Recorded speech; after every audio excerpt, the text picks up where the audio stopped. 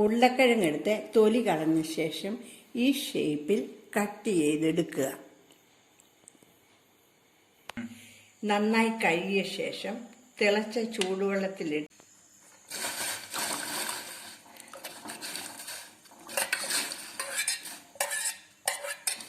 വെള്ളത്തിൽ നിന്നും കോരിയെടുക്കുക.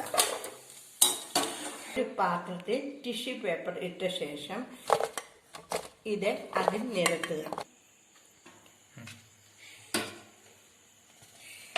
എണ്ണ തിളയ്ക്കുമ്പോൾ കിഴങ്ങ് അതിലേക്ക് ഇടുക.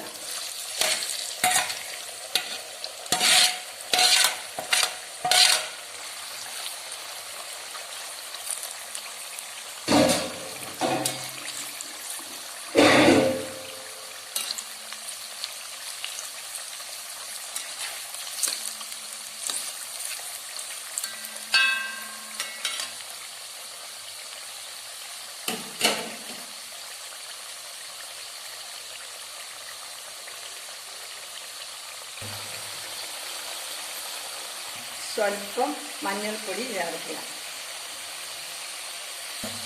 അല്പം ഉപ്പ് ചേർക്കുക. കുറച്ച് മുളക് പൊടിയും ഇട്ട ശേഷം നന്നായി ഇളക്കി മൊരിഞ്ഞ ശേഷം വറുത്ത് കോരുക.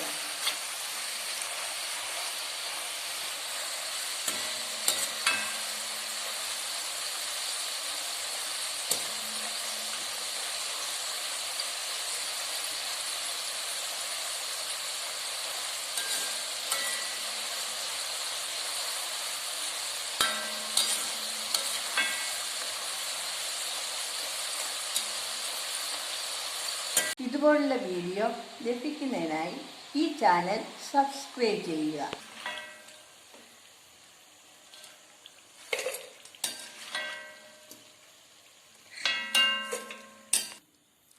ഇപ്പോൾ നമ്മുടെ പൊട്ടറ്റോ ചില്ലി ഫ്രഞ്ച് ഫ്രൈസ് റെഡിയായിരിക്കുകയാണ്.